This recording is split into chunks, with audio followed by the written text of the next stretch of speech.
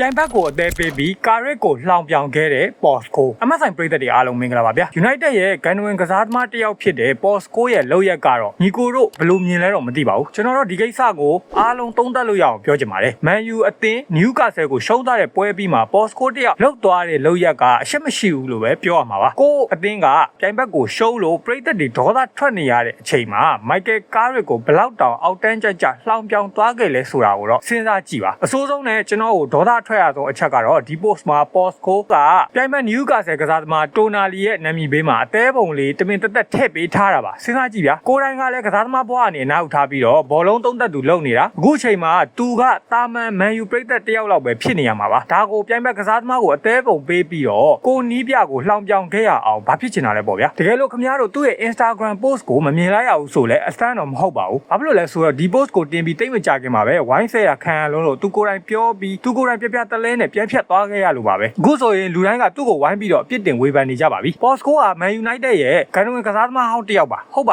တယ်သူဟာတကယ်ဂန်နဝင်တစ်ယောက်ကိုဖြစ်ခဲ့တယ်လို့အခုချိန်ကြီးလည်းဂန်နဝင်ပါပဲဒါပေမဲ့လက်ရှိသူလုံနေတဲ့လောက်ရက်တွေကအဲ့ဒီဂန်နဝင်ဆိုတဲ့ဂုံတိတ်ခါကိုသူကိုယ်တိုင်အမိုက်ပုံနဲ့ပြစ်ချလိုက်တယ်လို့ဖြစ်နေပါတယ်သူ့ရဲ့သုံးသက်ချက်တိုင်းက Man U အသင်းအကြောင်းမန်နေဂျာတွေရဲ့အသင်းနဲ့ပတ်သက်သူတိုင်းကိုအမြဲတမ်းတိုက်ခိုက်နေတာကတကယ်ကိုအောက်တန်းကျလွန်းပါတယ်သူ့ရဲ့အပြောတွေကဘလောက်တောင်ရဲစရာကောင်းလဲဆိုရင် score ကိုယ်တိုင်ကကားရက်ကိုပဲအမြဲတမ်းနီးပြရာထူးပေးလိုက်ပါလက်ရှိကစားနေတဲ့ဘောလုံးကစားကွက်ကမဆိုးပါဘူးဆိုပြီးတော့ထောက်ခံပြောဆိုခဲ့တာပါဒါပေမဲ့ကားရက်လက်ထက်ပထမဦးဆုံးရှုံးပွဲလဲကြုံရောအချက်ချင်းစကားပြောင်းသွားပါတယ်မမေ့ပြလိုက်ပါနဲ့ကားရက်အသင်းကိုစကင်ကြတဲ့အခုချိန်ထိ Man U အသင်းက10ပွဲကစားထားပါတယ်အဲ့ဒီ10ပွဲမှာ6ပွဲနိုင်တပွဲတည်ရကြပြီးမှပထမဦးဆုံးတပွဲရှုံးမှုတာပါဖြစ်နိုင်တဲ့ရမှတ်22မှတ်မှာ19မှတ်အထိရယူပေးထားတာပါဒါပေမဲ့ပွဲပေါင်းများစွာနိုင်လာခဲ့တာတွေကိုမျက်ကွယ်ပြုတ်ပြီးတော့တပွဲလေးရှုံးတာနဲ့ပြီးခဲ့တဲ့၄ပွဲစလုံး Man U ကစားတာအမိုက်လိုပါပဲကားရက်ကတော့တကယ့်ကိုထူးခြားလွန်းတဲ့လူပါပဲဆိုပြီးတော့ကိုယ်အသင်းပေါ်ဟောင်းကိုရွေချက်ရှိတယော်လိုက်တာကလုံးဝကိုအတိတ်ပဲမရှိရလို့ရပါပဲအဆိုးဆုံးနဲ့ကျွန်တော်ဒေါသထွက်ရဆုံးအချက်ကအဲ့ဒီဖြတ်သွားတဲ့ Instagram post မှာ score ကပြိုင်ဘက် Newcastle ကစားသမား Tonali ရဲ့နာမည်ဘေးမှာအသေးပုံ left rear ကိုထည့်ပေးထားတာပါကိုယ်အသင်းကပြိုင်ဘက်ကိုရှုံးလို့ပရိသတ်တွေဒေါသထွက်နေတဲ့အချိန်မှာပြိုင်ဘက်ကစားသမားကိုအသေးပုံပေးပြီးကိုနီးပြကိုလှောင်ပြောင်ရအောင်ထိကိုနာမည်ကြီးကျင်နေရတာTonali ကဒီဟာဒီမှာဘာတွေများအဲ့လောက်အမိုက်စားတွေလုတ်ပြထားလို့လဲ Newcastle ကမင်းညကကျုပ်တို့ကိုနိုင်သွားတဲ့ဆိုးတော့အမှတ်ပေးစရာမှာသူတို့က Man U အောက်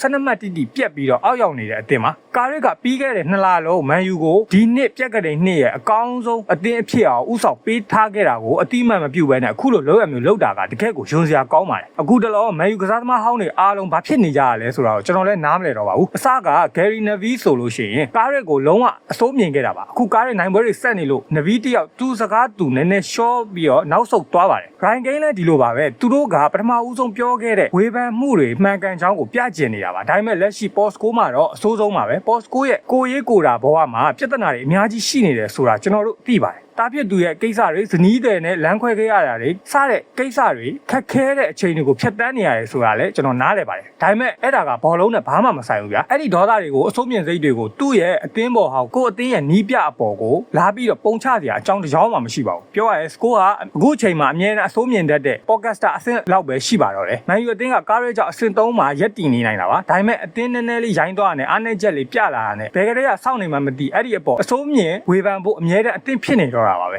Man U အသင်းတကယ်ကောင်းနေတဲ့အချိန်တုန်းကအနိုင်ပွဲတွေဆက်ပြီးတော့ခြေစွမ်းပြနေတဲ့အချိန်တုန်းကဘာလို့အဲ့လို post တွေကိုမတင်ခဲ့တာလဲဘာလို့ချီးကျူးစကားတွေမဆိုခဲ့ရလဲအဖြေကတော့ရှင်းပါတယ်အစိုးမြင်မှုသတင်းကပိုးပြီးတော့ပြန့်လွယ်လို့ပါအကောင်းမြင်စကားတွေထက်အစိုးဝေဖန်တာကပိုးပြီးတော့လူစိတ်ဝင်စားမှုပိုးရတယ်ဆိုတာကိုသူကောင်းကောင်းသိနေလို့ပါပဲ Man U ကပြီးခဲ့တဲ့၄ပွဲသလုံးညံ့နေဆိုရင် Arsenal လည်းပြီးခဲ့တဲ့၄ပွဲသလုံးညံ့နေရပါပဲဒါပေမဲ့ဘယ်သူမှသူတို့ကိုမွေဖန်ကြပါဘူးဘာလို့လဲဆိုတော့မင်းကြားကသူတို့ရဲ့အဓိကအမှတ်3မှတ်ရဖို့အဓိကပါပဲ Man City ဆိုလို့ရှိရင်လည်းအိမ်မွေးမှာတေကြပြီးတော့ Champion ဆုကို Arsenal စီလက်လွဲပေးရမလို့ဖြစ်နေတာကိုဘယ်သူမှအပြစ်မတင်ကြပါဘူး Nottingham Forest နိုင်တာကိုဘယ်တော့ကနောက်ဆုံးလဲဘယ်သူမှစိတ်ဝင်စားကြပါဘူးပြီးတော့ Newcastle ရဲ့ St James Park ကွင်းမှာဆိုလို့ရှိရင်တွားကန်ရအခက်ဆုံးအကြမ်းတမ်းဆုံးကွင်းမှာ United အတွက်အမြဲတမ်းရုန်းကန်နေရတဲ့နေရာပါ Man U အတွက်ရှေ့လာမဲ့ပွဲစဉ်တွေမှာဒီပွဲအခက်ဆုံးဆိုတာကြိုးပြီးတော့တိထားပြီးသားပါဒါကိုရှုံးတာအဆန်းမဟုတ်ပါဘူးဒါပေမဲ့ score တယောက်ကတော့ social media မှာအောင်ဆိုင်ခံရင်လို့ United တို့ရှုံးမယ်ပွဲကိုထိုင်းဆူတောင်းနေခဲ့တယ်လို့ပါပဲ score အနေနဲ့ဝေဖန်ပိုင်ခွင့်ရှိပါတယ်ဒါပေမဲ့တပွဲလေးရှုံးတာကိုအကြောင်းပြပြီး Michael Carrick အပေါ် အခုလိုအထိပ္ပယ်မဲ့တဲ့အစိုးမြင်စကားတွေပြောလာတာကတော့လွန်ပါတယ်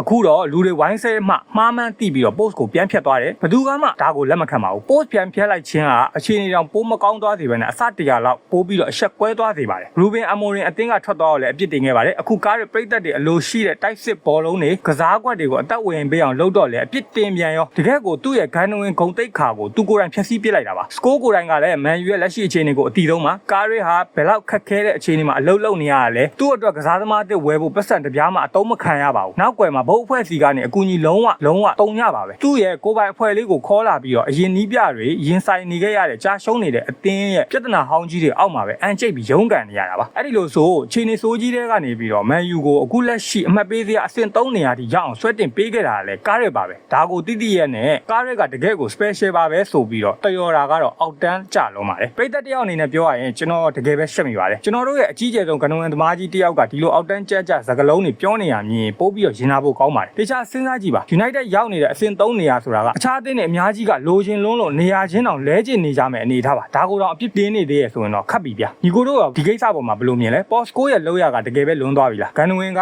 ကိုယ့်အသင်းကိုဒီလိုပြန်တိုက်ခိုက်နေရမှန်တယ်လို့ပဲထင်လား comment မှာဝင်ရောက်ဆွေးနွေးပေးကြပါဦးဗျဒီဗီဒီယိုကိုအဆုံးထိကြည့်ပေးတဲ့အတွက်အားလုံးကိုလည်းကျေးဇူးတင်ပါတယ်နောက်ဗီဒီယိုမှာပြန်တွေ့ကြတာပေါ့